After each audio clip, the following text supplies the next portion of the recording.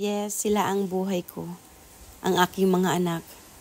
Sila ang aking kaligayahan.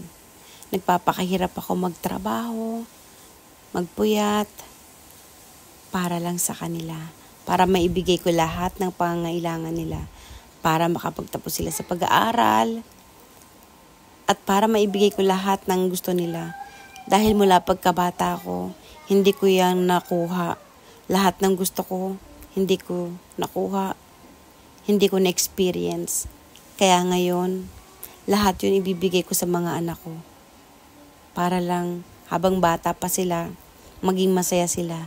At ma-experience nila lahat na naging masaya sila. Na ako yung naging nanay nila. Dahil lahat nakukuha nila. Kasi pinaghihirapan ko naman yun eh. Kahit naging spoiled sila, yes, sinadya kong spoiled sila. Na makuha nila lahat ng luha nila. Okay lang yun kasi mga anak ko sila. Pinaghihirapan ko naman lahat yun eh. Ganun ako kasaya. Mahal na mahal ko kayo anak.